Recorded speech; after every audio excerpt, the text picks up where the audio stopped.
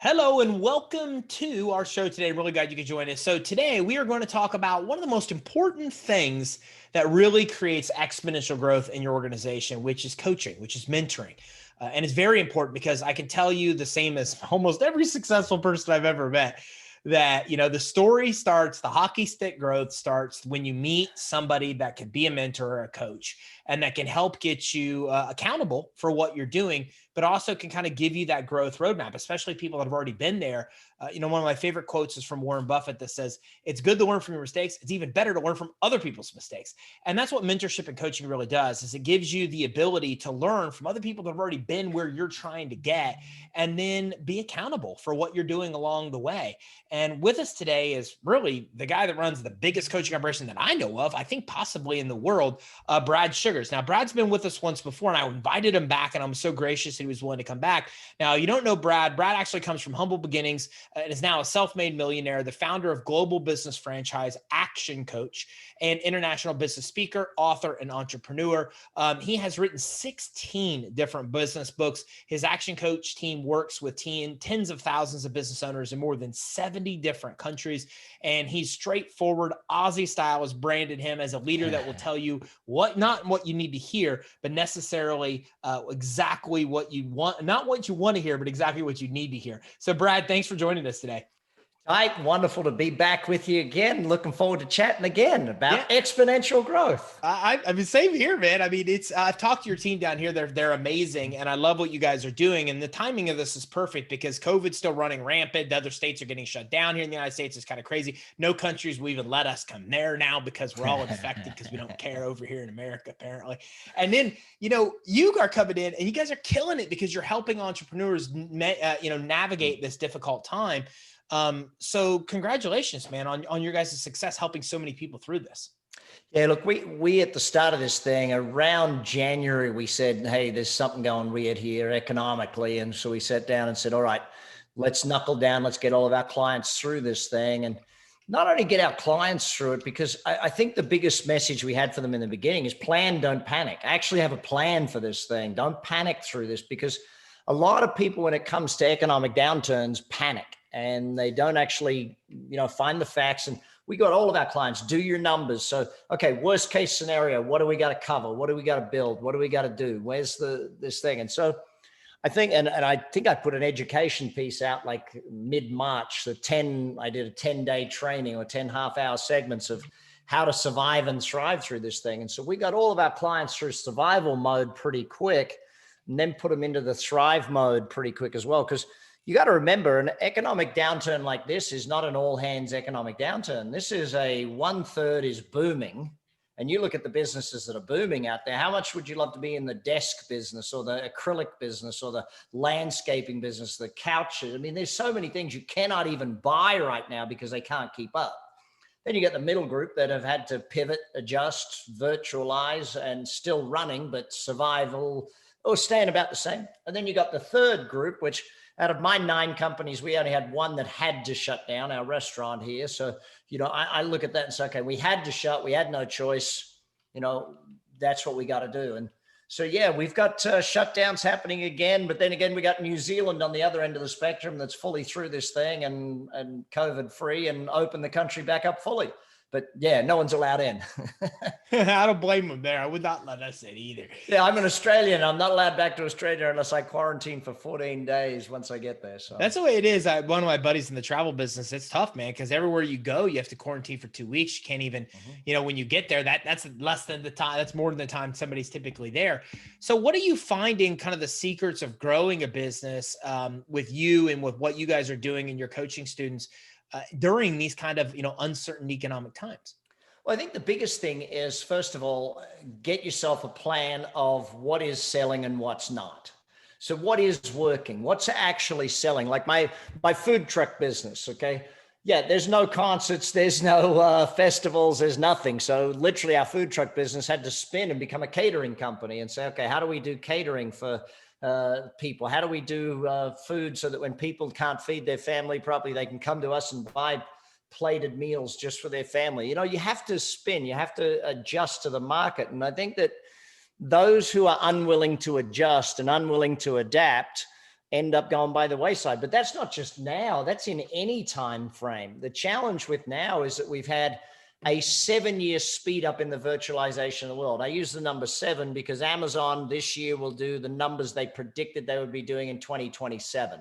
So, if Amazon's jumped 7 years in virtualization, I'd say the rest of the world's approximately the same. So it's been a wonderful thing if you've adjusted. It's been an awful thing if you didn't adjust. Yeah, if you're able to pivot.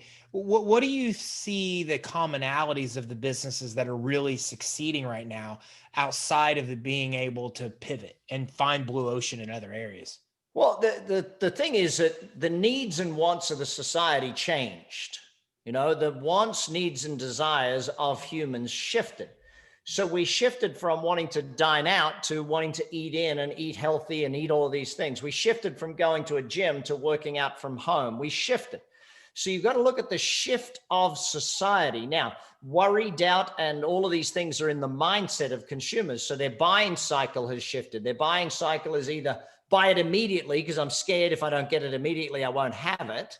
Hence running out of toilet paper type thing. And on the other end of the buying scale, it's slowed down because it's like, well, I'm worried. I'm not sure if I should make this transaction now.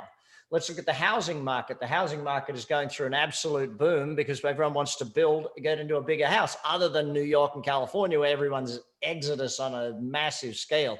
U-Haul has a big problem in California. They can't get the vans back to California fast enough for all the people leaving California. Governor Newsom has been their best salesperson ever. You sit down and you start looking at it, but I think there's too many businesses where they want to stay in the business they're in. And if it had gradually shifted over 8 to 10 years, they would have shifted. But because it shifted in 8 to 10 months, they're like, I don't know.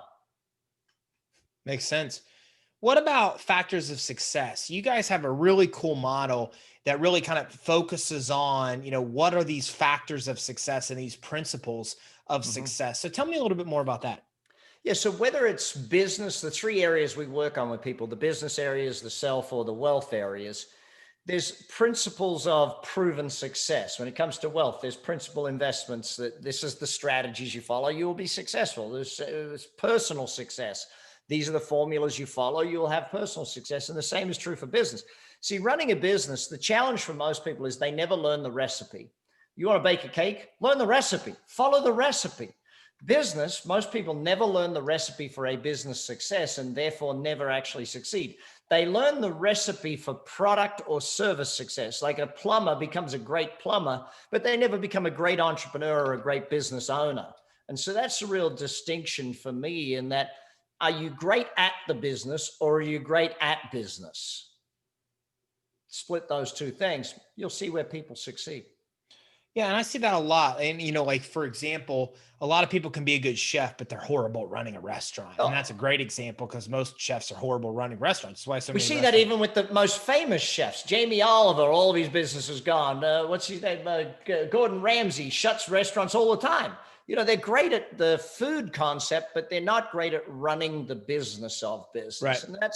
And that's where you see the chefs that build a great team of business people around them end up having massive success. And that's true in any business. But I know for most small business owners, my goal is to teach you to become better at business, because business doesn't get easier. You've got to get better at business. Same as sales. Sales will never get easier. You got to get better at sales. Marketing will never get easier. You got to get better at marketing. What about powerful, proven strategies to kind of help people reach their goals? Because I love what you said. They don't have the recipe. Nobody really has the recipe. And I think it's because there's a million gurus, right? And we don't know. But what have you kind of found to be, because you're coaching people in 70 countries. It's insane. So you have you're probably more exposure to anybody than I've seen with coaching people in all these different economic climates and all these different countries. Everything is so different with what you do. But what are the powerful, proven strategies that you kind of find are helping business owners reach their goals? Well, so we break it down and like we have a 6-step formula for building a business. It starts with mastery, where we get the basics in place, and then we move to the niche or the marketing aspects of the business and build the marketing machine, because you got to get out of chaos into control. That's what the mastery is all about. Then you got to get cash flow handled. And once you get cash flow handled, then you can build the systematic methodologies to actually grow the business. And then you move to the team building, and then you move to synergy, which is exploding that business into multiple locations. And when I sit back and I look at formulaic approach to success, I guess I come back to my simple formula of dream, goal, learn, plan, act. Build your dreams, turn your dreams into goals. So dreams are 10, 20 years plus, goals are 5 years or less. Turn your dreams into goals. From your goals, you then know what you need to learn. Because here's the big thing, Ty, and you'll have seen this many times. You set a massive goal in your life, and it's not something you can achieve. The person you are today cannot achieve that goal. You have to grow into your goals. And that's where I find a lot of people are, I guess, too lazy to grow into their goals. They don't want to do the learning. They don't want to do the study. They don't want to get the mentors or the trainers or the coaches. They don't want to attend the workshops. If you don't grow, don't expect new goals. It's that simple thing. So dream, goal, learn. From the learning, develop the plan, and from the plan, take action. And that's where we work with business owners. And in the beginning, it's hard for some of them to push them to dream. In the beginning, some of them are just like, you know what, I would just like to not be in an overdraft. How about that? Can I just not be in an overdraft right now? Whereas that is a goal of certain sense, but it's the negative goal. So there's 3 levels of goals. The negative goal, to get away from something negative. The positive goal, go towards something positive. So instead of don't be in overdraft, I want to have $250,000 in cash in the bank at all times to cover 3 months or more of negative costs. And then you got the legacy goal, which is the 3rd level goal, which is no longer about you. It's now about leaving a legacy for the market or the world. Why do most people fail to plan? I mean, because it's, as entrepreneurs, this is the one thing I've learned. Like, business isn't hard. You figure out exactly where you want to go, and then you devise a plan to get there, and then you execute the plan. But we suck at figuring out where we want to go, and I cannot figure out why entrepreneurs are so bad at that thing. Look, I guess, when we first started, we have to understand this. Planning and goal setting are 2 things that people have been taught, in my opinion, wrong. They've been taught to set 1-year goals or lifetime goals or that. You know what? The most important goal is the 1-day goal. The most important plan is the 1-day plan. What is your plan for tomorrow? Don't give me an annual plan or a 5-year plan until I can see that you can do a 1-day plan. Once you get good at 1-day plans, then I want you to get good at 1-week plans. Once you're good at 1-week plans, 1 month, 1 quarter, 1 year, then 3 to 5 year plans. I see people they're so trying to write a 1-year plan, and there's no productivity in their life because of it. The high productivity comes from the daily plan and the daily goals. And once you get good at daily plans and daily goals, then expand upon it. I think that we just get taught, Ty, that, you got to have these big goals, but we don't break it down. And that's breaking it down to daily is where the success comes from. Every day before you finish your day at work, write your plan for tomorrow. Here's the 20 things I got to get done tomorrow. Just before you leave the office, before you leave the work, do that plan every day. How about innovation? How does innovation, I'd say, help during this time, but why is it so crucial during this time? Well, innovation is either forced upon you or you're doing it naturally. Okay. So in this time, innovation's been forced on a lot of people because the market shifted so rapidly that you just have to shift and you have to innovate. And the word pivot became a favorite word of the entire thing. And it's like every fan of the TV show Friends, felt, I found a use for the word pivot finally, But you sit down and you start thinking about innovation. There was an old saying that I think is totally incorrect, and that is, if it ain't broke, don't fix it. I think that's the dumbest thing ever. I remember Bill Gates being interviewed somewhere, got to be 20 odd years ago. And they asked him a question, are you worried about, someone doing better than Microsoft? He said, every day we try to put Microsoft out of business ourselves. Every day we know there's a kid in a garage somewhere trying to put us out of business. So every single day we're working hard to make sure that if anyone's going to put us out of business, it's us. Now Microsoft did get almost beat up there for a while. Larry and Sergey almost beat Microsoft out of the game. They came back pretty strong. Apple tried to beat them. They've come back pretty strong. It's kind of funny because they were the company that saved Apple in the beginning, and then the Apple came back trying to beat them up. But if you are not innovating, and it doesn't have to be crazy innovation. Maybe it's just innovation of how you're selling. Maybe it's just innovation of how you're shipping. Maybe it's just a small innovation. People keep seeing this whole disruption mentality and think I've got to disrupt the whole world. No, what you got to do And this is where I think business people struggle. They think that it's like one silver bullet. It's the one idea that gets you 100% growth. No, it's the 100 ideas that add 1% growth.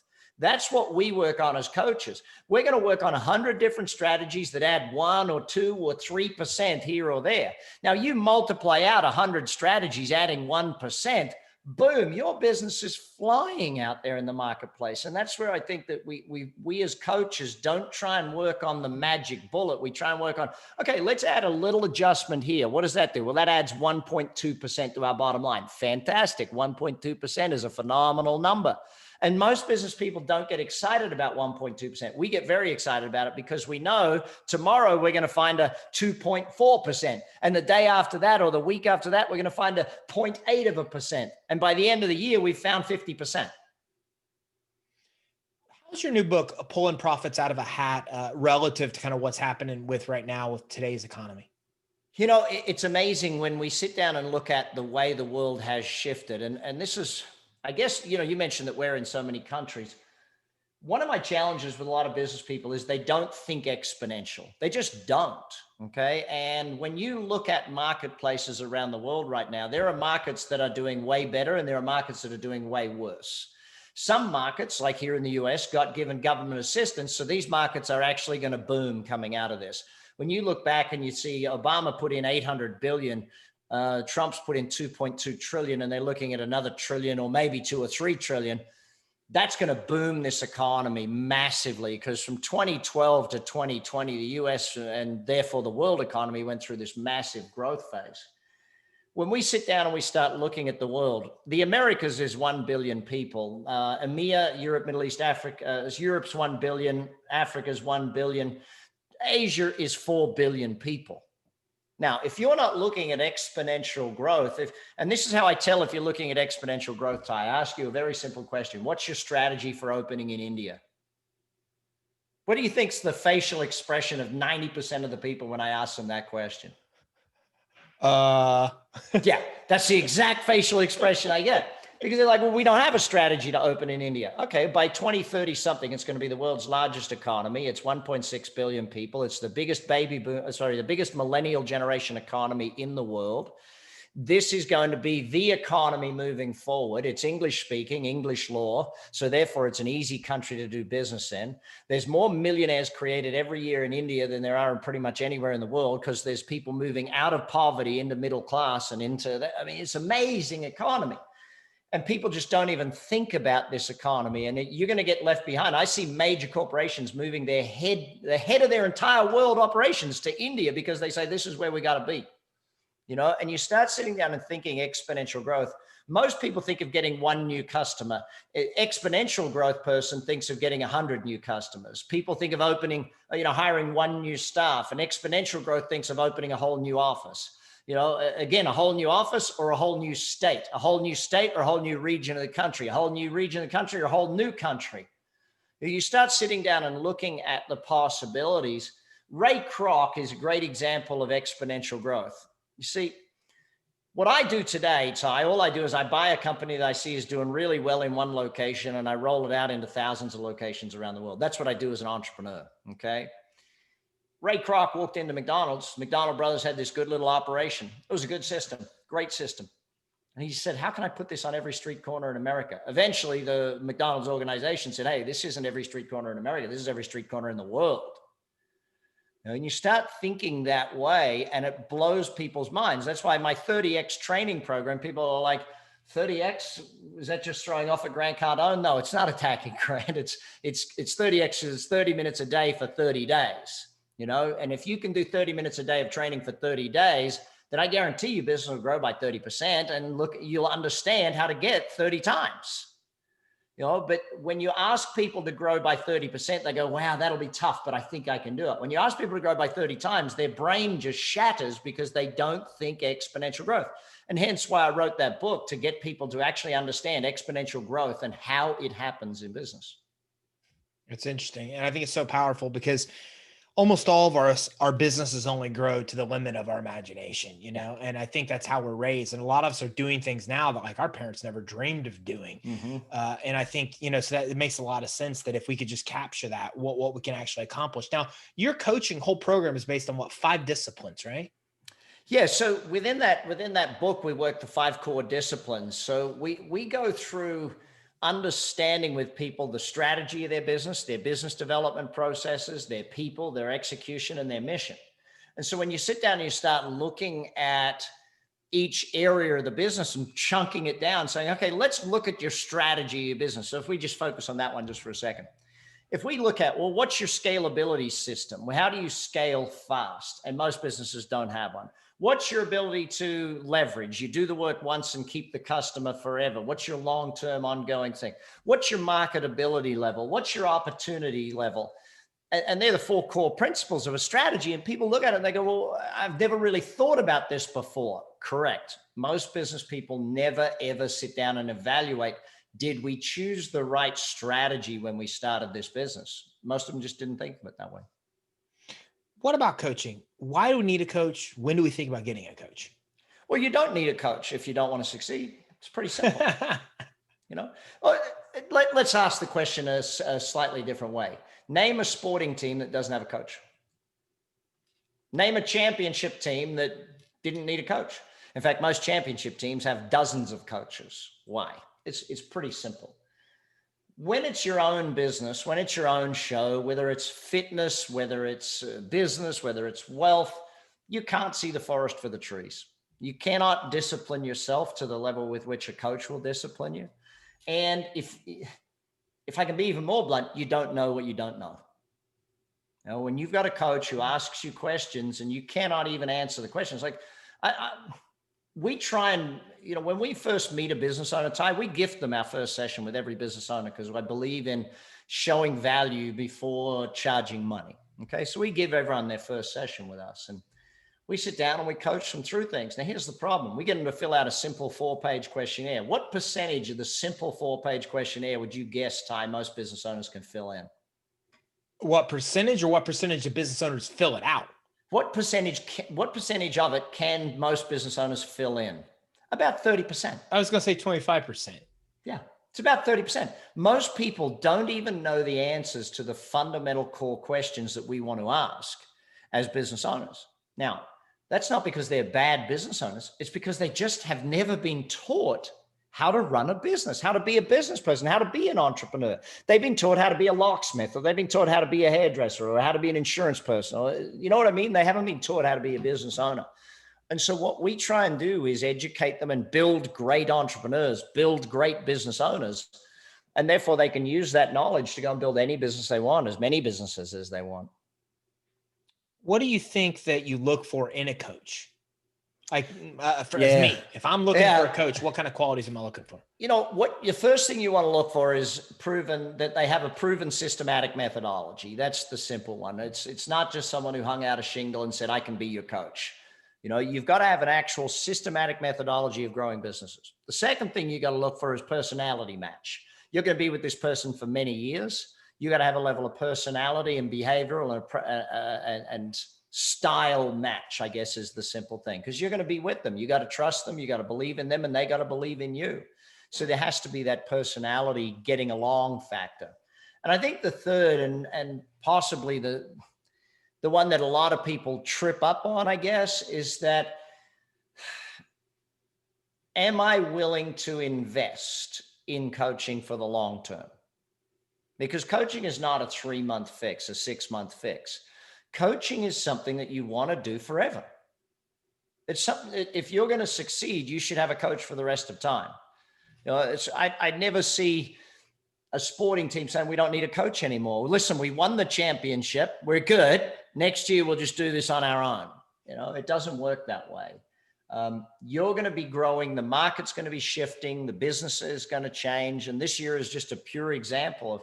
And I had one of my coaches from England tell me yesterday, he said, you know what, this network, our group, our people, sometimes I take it for granted that we just are so positive and we know how to succeed through this thing. Sometimes I forget that there are business owners out there who just don't know how to succeed through this thing. And it makes me sad when I think of the fact that there's business owners who are struggling and they don't need to be. They don't need to be. They're struggling because, and listen, if you're going to have a coach, you do need to get over your arrogance. Got to get over it. And you know what the biggest thing that this pandemic did, it humbled a lot of business people. Humbled a lot of people who thought they were phenomenal at business. But hey, a rising tide floats all boats. When the economy's good, everyone makes money. It's easy. When the economy's tough, and this is my fourth economic downturn that I've had to run my businesses through. And the first one, I got to admit, first one, not good. I did the head in the sand thing, thought if I just keep my head down and work harder, I'll get through this thing easy. And I got through it, but not easy. Now I know how to run when these things come. I'm ready for them. I know how to run. I know how to make a lot more out of these things, because change, and this is the thing, this was a human tragedy, no two ways about it. But this was not an economic tragedy. This is an economic opportunity. And either you took advantage of this economic opportunity or you got beat by it. And it's sad when people get beat by this thing, because there's ways through it. There's ways to make a lot more money through it. And, you know, having a good guide, having a coach, having someone that knows what they're doing, taking you through it, that's where most of it starts. Brad, where can everybody go to learn more? Any social media or the web, actioncoach.com, bradsugars.com. You'll find Action Coach and Brad Sugars on pretty much every social media. If you want us on LinkedIn, if you're on Face, you won't find me on Pinterest though, buddy. I'm not really a crafty kind of guy. Pinterest is not my thing, but you'll find me on the rest of them. I do a lot of videos every day, every week of helping people grow their business, just free little things just to keep people on track. So jump on social media, follow me there, jump on actioncoach.com and apply for your first free coaching session. Brad, thanks for joining us today. Ty, I love what you do, buddy. Anyone who's watching this for the first time, make sure you subscribe. Thank you, Brad. Appreciate that. So I've had the opportunity, everybody, to talk to Ford, which runs the Tampa division down here of Action Coach. And I many times, and I can tell you, this is the best way to describe it. Think of the best business books of all time, that the biggest, greatest principles have ever come from.